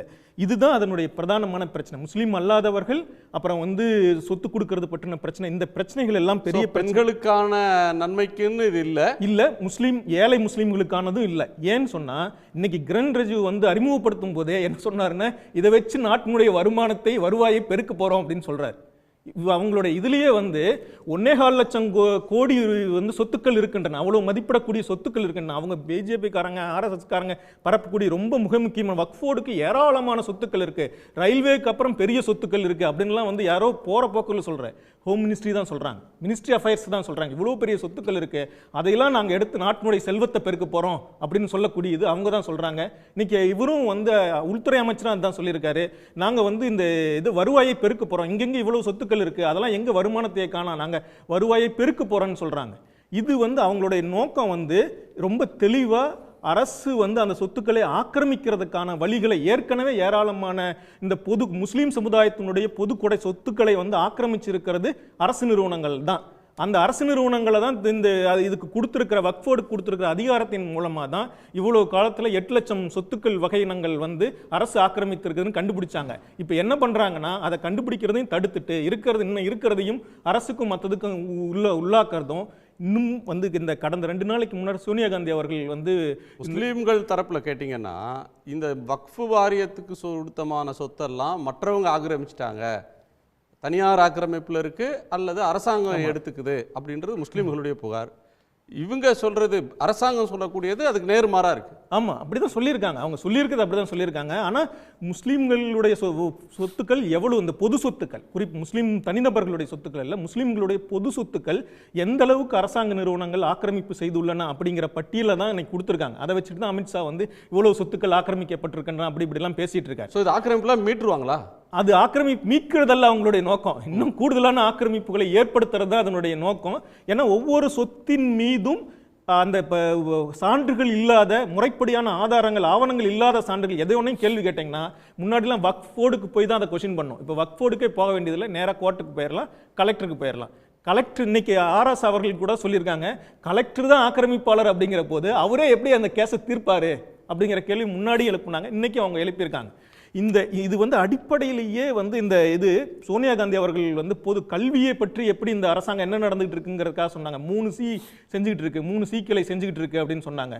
இது வந்து கமர்ஷியலைசேஷன் பண்ணுது, கம்யூனலைஸ் பண்ணுது, கிரிமினலைஸ் பண்ணுது அப்படின்னு சொன்னாங்க. அதைத்தான் இன்று வக்ஃபோர்டு இந்த திருத்த சட்டத்தின் மூலமாகவும் முஸ்லீம் பொது சமூக சொத்துக்களை வந்து அவங்கள கம்யூனலைஸ் பண்ணுது. முதல்ல வந்து இந்த சொத்துக்களின் மீதான ஒரு பெரும் வந்து ஆசையை தூண்டி விடுது மற்ற சமூகங்களுக்கு மத்தியில். அதன் மூலமாக முஸ்லீம்களின் வெறுப்பை வந்து இன்னும் அதிகமாக தூண்டி விடுது. இதன் மூலமாக பெரிய வருவாயை ஈட்ட முடியும் அப்படிங்கிறதையும், இன்னும் தனிநபர்களுக்கு அதன் மீதான ஆக்கிரமிப்பு உணர்வையும் அது தூண்டி விடுது. இதை செய்வதன் மூலமாக என்ன செய்துன்னு சொன்னால், பிஜேபி அதனுடைய பாசிச இந்துத்துவ பாசிச அந்த ஃபியூல் எரிபொருள் வந்து ஏற்கனவே குறைஞ்சு போயிட்டு, ஏன்னா ராமர் கோயில் கட்டி முடிச்சுட்டாங்க, இனிமேல் வேற எந்த எரிபொருளும் அவர்களிடம் இல்லை. அதனால் புதுசாக ஒரு எரிபொருளை கண்டுபிடிச்சிருக்காங்க. அந்த எரிபொருள் தான் நாடு முழுக்க பல ராமர் கோயில்களை உருவாக்குவதற்கான இந்த திட்டம் அப்படின்னு எனக்கு தோணுது. ஒவ்வொரு பள்ளிவாசல்லையும் அது வக்ஃபு சொத்தா வேற சொத்தா அரசாங்கத்து சொத்தா? பள்ளிவாசல் மட்டும் இல்ல, தர்காக்கள் முதற்கொண்டு முஸ்லீம் சமூகத்துல பள்ளிவாசலும் தர்காக்களும் எல்லாமே வக்ஃபோர்டுக்கு தான் சொந்தமானது. அந்த எல்லாவற்றையும் அவர்கள் கேள்விக்குள்ளாக்குகிறார்கள். முஸ்லீம் சமூகத்தினுடைய பொது வெளி உரிமையை, இந்த சமூகத்தில் அன்றாட ஒரு சகஜமான மனிதனாக நடமாடுவதற்கு உரிய உரிமையை அவர்கள் பெரிய கேள்விக்குள்ளாக்கி இருக்கிறார்கள். திரு ராமசாமி ஐயப்பன் குறுக்கிட்டீங்க நீங்க முன்னாடி. 2 விஷயங்கள் அந்த முன்னாடி சுற்றிலே முடிகிற கருத்தாக, எல்லாருக்கும் வந்து இந்த வக்ஃப் ஆக்ட்னால மாறிடும், இதனால் இஸ்லாமியர்களோட ரைட்ஸ் போயிடும், அவங்களோட ரிலீஜியஸ் ரைட்ஸ் போயிடும் அப்படின்லாம் சொல்கிறாங்க. இல்லை முத்தாவலி, காசி, அதுக்கப்புறம் ஒவ்வொரு அவர்களோட வழிபாட்டு முறை, இது எல்லாத்தையுமே நடத்தி வரும் எந்த செயலுக்குமே இஸ்லாமியர்கள் அல்லாதவர்கள் எந்த ஒரு முடிவையும் எடுக்க முடியாது. அவர்கள் அதில் வந்து ஒரு பங்களிப்பு கூட கொடுக்க முடியாது. ஒன்று சட்டத்தில் அவர்கள் வந்து இந்த சொத்தோட ரெஜிஸ்ட்ரேஷன், அதுல பார்ட்டிசிபேட் பண்றதுல மட்டும்தான் இஸ்லாமியர்கள் அல்லாதவர்கள் இருக்காங்க. ஒன்று. அதுக்கப்புறம் 2வது விஷயம், அண்ணன் நான் பேசி முடிச்சிடுறேன், அப்புறம் நீங்கள் பேசுங்கண்ணே, அதுதான் வந்து அருண் அண்ணன் தெளிவாக எல்லாருக்குமே சொன்னாங்க. ஸோ அதே இதை நம்ம ஃபாலோ பண்ணுவோம். அப்புறம் 2வது, இப்போது எனக்கு பேசும் முன்னாடி அண்ணன் தமிழ் காமராசன் அண்ணன் சொன்னாங்க ஹெச்ஆர்என்சி வக்ஃபும் ஒன்றுன்னு, ரெண்டும் ஒன்று கிடையாது. ஏன்னா ஹெச்ஆர்என்சி வந்து வெறும் அட்மினிஸ்ட்ரேட்டிவ் அண்ட் ஆடிட் பாடி மட்டும்தான். அது வந்து ஒரு ரிலீஜியஸ் அஃபேரை நடத்த முடியாது, அது வந்து ஒரு ப்ராப்பர்ட்டிக்கு ஓனர் கிடையாது, அது அந்த டெம்பிளோட அஃபேர்ஸை கண்டக்ட் பண்ண முடியாது. வக்ஃபுக்கு எங்கே அந்த ஒற்றுமை அப்படின்னா ரிலீஜியஸ் அஃபேர்ஸை கண்டக்ட் பண்ணுற பாடி அது கிடையாது, அது ஒன்று மட்டும்தான். ஆனால் வக்ஃப் வந்து சொத்தை ஓன் பண்ண முடியும், சொத்தோட டிஸ்பியூட்டை ஹேண்டில் பண்ண முடியும், எல்லாத்தையும் பண்ண முடியும். ஹெச்ஆர்என்சிக்கு இந்த அதிகாரம் எதுவுமே கிடையாது. இது எல்லாமே வந்து ரெவன்யூ அத்தாரிட்டிக்கு டைரெக்டாக போயிடும். இது வந்து ஆர்டிஓ, டிஆர்ஓ, கலெக்டர், அதற்கப்புறம் இது என்ன கோர்ட்டுக்கு மட்டும்தான் அதற்கான அதிகாரமே இருக்குது. இங்கே அப்படி கிடையாது. வக்ஃப் ட்ரைபுனல் தான் அதிகாரம் இருக்குது. வக்ஃப் ட்ரைபுனலை தாண்டி வக்ஃப் போர்டு மட்டும் தான் அதை பார்க்க முடியும். அதுதான் இன்னைக்கு இது திருத்தம் கொண்டு வந்து அந்த வக்ஃப் ட்ரைபுனலில் கலெக்டரும் வந்து இப்போது மெம்பராக இருக்க முடியும். அரசாங்கத்தில் இந்த ரெவன்யூ லாஸ் ஃபெமிலியராக இருக்கவங்க அதில் மெம்பராக இருக்க முடியும் அப்படின்றதுக்கான ரிக்குவயர்மெண்ட் வருது. இன்னுமே நான் திரும்பி சொல்கிறேன், அந்த மத சம்பந்தப்பட்ட விஷயங்கள் எதுக்குமே வந்து இஸ்லாமியர்கள் அல்லாதவர்கள் வந்து பங்களிக்கவே முடியாது. இது மட்டும் இல்லாமல் இது அமித்ஷா அவர் இன்னைக்கு பேசும்போது கிளாரிஃபிகேஷன், இது பார்லிமெண்ட்டோட ரெக்கார்டில் இருக்குது. எந்த ஒரு கமிட்டிக்கும் நான் Muslims will not be appointed, நான் Muslim will not be appointed to any committee which will interfere in the religious matters அப்படின்னு அமித்ஷா அவர்கள் கூறியிருக்கிறார். ஸோ இது வந்து பார்லிமெண்ட்டோட ரெக்கார்டில் இருக்குது. இது வந்து யாராவது வந்து ரிலீஜியஸ் அஃபேர்ஸில் இன்டர்ஃபியர் பண்ணுற மாதிரி ஒரு இஸ்லாமியர் அல்லாதவர் வந்து பங்கேற்பாங்க அப்படின்னு சொன்னால் அது முற்றிலும் தவறான விஷயம். பார்லிமெண்ட் ரெக்கார்டில் பார்க்க முடியும், சட்டத்தில் பார்க்க முடியும், ரிலீஜியஸ் அஃபேர்ஸ் இன்டர்ஃபியரன்ஸே கிடையாது அப்படின்றது. ஓகே ஓகே, இதே உங்கள் நிறைவு பார்வை எடுத்துக்கலாம். திரு அருணர், உங்கள் நிறைவு பார்வை. இல்லை, இப்போ மெய்யப்பன் சொன்னதில் பாருங்கள், அவரே ஒன்று ஒத்துக்கிட்டாரு. அதாவது வாரியத்தில், வக்ஃபு வாரியத்தில் 2 முஸ்லீம் அல்லாதவரை போடுவாங்களாம். அவர் வந்து இஸ்லாம் மதம் சம்பந்தப்பட்ட விவகாரத்தில் சம்மந்தப்பட மாட்டாராம். நாங்கள் அதுக்குள்ளேயே பேசலையே. ஆனால் வக்ஃபு சொத்து விவகாரத்தில் தலையிடுவார்ல, மறுக்க முடியுமா மெய்யப்பனால? சொத்து தான் வந்து ஒரு நிர்வாகத்துக்கு அடிப்படை. அதையே காலி பண்ணிட்டு சொத்தே இல்லையா ஐயா? இப்போ தான் நீங்கள் தலையிடக்கூடாதுன்னு சொன்னீங்கல்ல, இப்போ நீங்கள் ஏன் தலையிடுறீங்க? கொஞ்சம் அமைதியாக இருக்க. நீங்கள் சொன்னதுக்கு தான் நான் பதில் சொல்கிறேன், கொஞ்சம் அமைதியாக இருங்க. நான் ஒன்றும் நீங்கள் வந்து தப்புதா, நான் ஒன்றும் இதாக சொல்லலை. நீங்கள் சொன்னதில் பாருங்கள், நான் அப்படியே சொல்கிறேன். ஆமாம், நான் ஏற்றுக்கொண்டு பேசுகிறேன். ஆனால் சொத்து நிர்வாகத்தில் தலையிடுவாங்கல்ல அந்த 2 பேர், அவங்க என்ன சொல்லுவாங்க? இது வக்ஃபு சொத்தே இல்லைம்பாங்க. யார்? வக்ஃபு வாரிய உறுப்பினர் 2 பேர் உட்காந்துக்கிட்டு, அவங்க RSS காரங்களாக இருப்பாங்க. அதில் ஒன்றும் எனக்கெல்லாம் சந்தேகம் இல்லை. நீங்கள் வேணால் நியாயவான்களை போடுவாங்கன்னு நம்பலாம். ஆகவே சொத்து போச்சுன்னா அப்புறம் என்ன ஆகும்? அந்த ஒரு பள்ளிவாசலுக்கு நிர்வாகத்துக்கு சொத்து தேவை. அந்த பள்ளிவாசலுக்கு சொத்து எழுதி வச்சுருக்காங்க அந்த காலத்து முஸ்லீம்கள். அந்த சொத்தை காலி பண்ணிட்டு அந்த பள்ளிவாசல் எப்படிங்க இயங்கும்? ஆக அடிப்படையில் நீங்கள் அந்த பள்ளிவாசலை இயங்க விடாமல் செய்வது ஒன்று. நான் மொத்தத்தில் சொல்கிறேன், இந்த சட்டத்தினுடைய ஏற்பாடு, இந்த திருத்த சட்டத்தினுடைய ஏற்பாடு என்பது ஏற்கனவே வக்ஃபு வாரியத்திடம் இருக்கக்கூடிய சொத்துக்களை அரசு கைப்பற்றுவது தான். நீங்கள் எப்படி வேணாலும் சொல்லுங்கள், இந்த வார்த்தை கேட்ட மக்களுக்கு புரியும். 2வது, புதுசாக யாரும் வக்ஃபு வாரியத்துக்கு சொத்து எழுதி வைக்க முடியாத வேலையும் பண்ணியிருக்காங்க. இப்போ அப்துல் சமது கூட அதை லேசாக சுட்டி காண்பிச்சார். யாராவது வக்ஃபு வாரியத்துக்கு சொத்து எழுதணும்னா அவங்க 5 ஆண்டு காலம் இஸ்லாமியராக முஸ்லீமாக இருந்தாங்கன்னு நிரூபிக்கணுமா? இது எங்கெங்கே போய் நிரூபிப்பாங்க? எப்படிக்கு சாட்டி? ஐயா, என் சொத்தை வந்து இந்த பள்ளிவாசலுக்கு எழுதி வைக்கணும்னு போனால், ஐயா நீ வந்து முஸ்லீம் தானா நிரூபின்னு போய் நின்னா சர்டிஃபிகேட் கிடைக்குங்களா ஐயா? அதுவும் பிஜேபி ஆள்ற மாநிலங்களில். ஆக வக்ஃபுக்கு புதுசாக சொத்து கிடைக்காது. ஆகவே இருக்கிற சொத்தும் பறிபோகும், புதுசாக யாரும் சொத்து எழுதி வைக்க முடியாது. மொத்தத்தில் முஸ்லீம்களுடைய சொத்து அதிகாரத்தை பறிப்பது. இறுதியாக ஒரே ஒரு விஷயம், முஸ்லீம்களுக்காகத்தான் இந்த திருத்தமெல்லாம் சொல்லி இங்கே கடந்து இவ்வளோ பேர் மறுகிறாங்க. ஏயா நான் இப்படி கேட்குறேன், எதுக்கு வச்சுக்கோமியா முஸ்லீம்களுக்கு? ஏன் முஸ்லீம்களை பற்றியே பேசுகிறீங்க? நீங்கள் பாஜக இந்துக்களுக்கான கட்சியாச்சே, மோடி இந்துக்களுக்கான ஆட்சி நடத்துகிறாரே. ஒரு இப்போ தங்கத்தினுடைய ஒரு பவுன் விலை இப்போ 68,000 நோக்கி போயிடுச்சு. 70 நாட்களில் 7,000 சொச்ச ரூபா கூடியிருக்குங்க. சாதனையா மோடிஜியுடைய சாதனை? எங்கே இந்துக்கள் மட்டும் இந்துக்கள்னு போய் சொன்னால் 68,000 இல்லை, ஒரு பவுன் 38,000 கொடுக்க சொல்லுங்க பார்ப்போம். அப்படியே தான் இந்துக்களுக்கு செய்யுங்க. ஏன்னா தாலி என்பது ஒரு புனிதமான விஷயம் இந்துக்களுக்கு. அப்படித்தான் நீங்களும் சொல்லுவீங்க பாஜக காரங்க. அப்போ தாலிக்கு இன்னைக்கு தங்கம் கிடைக்கல, தாலிக்கு தங்கத்துக்காவது பவுன் 68,000 கிடையாதியா, 38,000 தாயா சொல்ல தயாரா? அப்படி இந்துக்களுக்கு என்னையா பண்ணியிருக்கீங்க? முஸ்லீம்களுக்கு பண்ணுறோம் சொல்லி முஸ்லீம்களுக்கு எவ்வளவு கெடுதல் பண்ண முடியுமோ அவ்வளவு செய்து கொண்டு இருக்கீங்க. இப்படி ஒரு கேவலமான ஆட்சியை இந்தியா இதுவரை கண்டதில்லை. நிச்சயமாக மக்கள் தக்க பாடம் தருவார்கள் நன்றி. பாஜக கட்சிக்கும் என்பது என்னுடைய தீரமான நம்பிக்கை. மெய்யப்பன் குறுக்கிட்டீங்க சுருக்கமா, ரொம்ப நேரம். இரண்டே ஒரு சூப்பர் சொல்யூஷன் ஒன்று இருக்கு. என்னன்னா வக்ஃப் போர்டு வந்து மற்ற ட்ரஸ்ட் மாதிரி, மற்ற இதுனா ரிலீஜியஸ் ஃபெய்த்தில் இருக்க ட்ரஸ்ட் மாதிரி அவங்க இண்டிபெண்டன்ட் ட்ரஸ்ட்டாக இருக்கலாம். அப்போ அவங்களோட எல்லா ரெவன்யூ ரெக்கார்ட்ஸும் அவங்க ரெஜிஸ்டர் பண்ணணும். அது எல்லாத்தையுமே அது மூலமாக அவங்க கன்வெயன்ஸாக தான் வாங்கணும். அப்போ ரெவன்யூ ரெக்கார்டில் பிரச்சனை வராது. ஒன்று. இரண்டாவது, அந்த ட்ரஸ்ட்டை ஃபுல்லாக அவங்களோட பைலா படி அவங்களால அதை இது பண்ண முடியும். அவங்க ட்ரஸ்ட்டோட ரெக்கார்டை அவங்க வருடம் ரெஜிஸ்டர் ஆஃப் ட்ரஸ்ட்டுக்கோ ரெஜிஸ்டர் ஆஃப் சொசைட்டிக்கோ அவங்க ஃபைல் பண்ணிட்டு போயிட போகிறாங்க. அப்போ அவங்களோட ஓன் பைலாஸே அவங்க ஃபாலோ பண்ணலன்னா அந்த ரெஜிஸ்டர் ஆஃப் ட்ரஸ்ட்டோ ரெஜிஸ்டர் ஆஃப் சொசைட்டியோ கேள்வி கேட்க போகிறாங்க. அப்போ தனியான போர்டு தேவையில்லை. Government interference. இன்ஃபேக்ட் நம்ம செக்யூலர் கண்ட்ரி வேற. அப்போ வந்து ரிலீஜியஸ் காமராஜன் சுருக்கமாக வக்ஃபோர்டு இந்த மாதிரி தான் செயல்பட்டு இருக்காது. புதுசாக ஏதோ விதிமுறைகளை உருவாக்கதா சொல்றாங்க. அது சொத்துக்களை மேலாண்மை செய்கிறது, பாதுகாக்கிறது, இழந்து போன அல்லது வந்து மறைக்கப்பட்ட சொத்துக்களை திரும்ப கண்டறிங்கிறது. இதுதான் அதனுடைய பணி. மற்றபடி அது கம்யூனல் ஹோல்டிங் தான். முஸ்லீம் சமூகத்தினுடைய சொத்துக்கள், வக்ஃபோர்டினுடைய சொத்துக்கள் அல்ல. அப்படிதான் அது பராமரிக்கப்பட்டுக்கிட்டு பயன்படுத்தப்பட்டு வருகின்றன. ஆனால் இதில் பாஜகவினர் செய்யக்கூடிய மிகப்பெரிய தலையீடு, அந்த சொத்துக்களை மீது ஒரு அரசாங்க தலையீடை செய்கிறார்கள். அரசினுடைய அடிப்படையான மதசார்பற்ற தன்மையை கேள்விக்குள்ளாக்கு. நன்றி. புரட்சி கவிதாசன் சுருக்கமாக பாருங்க. 12 லட்சம் ஏக்கர் நிலங்கள் இந்தியாவில் வக்ஃப் போர்டுக்கு சொந்தமானவையாக இருக்கின்றன. 50 விழுக்காடு நிலங்கள் இன்னும் வக்ஃப் வாரியத்தால் அடையாளம் காணப்படவில்லை. 27 விழுக்காடு சொத்துக்கள் டிஸ்பியூட்டில் இருக்கு. 19 விழுக்காடு சொத்துக்கள் இஸ்லாமியர்களுடைய மத காரியங்களுக்கு பயன்படுகிறது. 13 விழுக்காடு சொத்துக்கள் இஸ்லாமியருடைய கல்வி, அவங்களுடைய வேலைவாய்ப்பு இதற்காக பயன்படுகிறது. இவ்வளவு சிக்கல்கள் இருக்கும் பொழுது 11 உறுப்பினர்கள் கொண்ட வக்ஃபு கவுன்சிலையோ வக்ஃப் போர்டிலேயோ 2 நான் முஸ்லீம் மெம்பரை போட்டு எந்த விதமான கொள்கை முடிவையும் மாற்ற முடியாது. அவங்க வெறும் ஸ்பெக்டேட்டர் தான், பார்வையாளர்கள் மட்டும்தான். ஏற்கனவே வக்ஃபு சொத்துக்களை பார்வையாளரா எதுக்கு சார் 2 பேரை போடணும்? அவங்களால எதையுமே மாற்ற முடியாது, எதையுமே செஞ்சிட முடியாது. அப்படின்னா எதுக்காக போடணும்? ஒரு இடைவேளைக்கு பிறகு கேட்கிறேன். ஒரு இடைவேளைக்கு பிறகு நம்ம பேசலாம். உங்க சமது பேச்சையும் கேட்கணும், உங்க பேச்சையும் கேட்கணும். ஒரு இடைவேளைக்கு பிறகு கேள்வி களம் தொடரும்.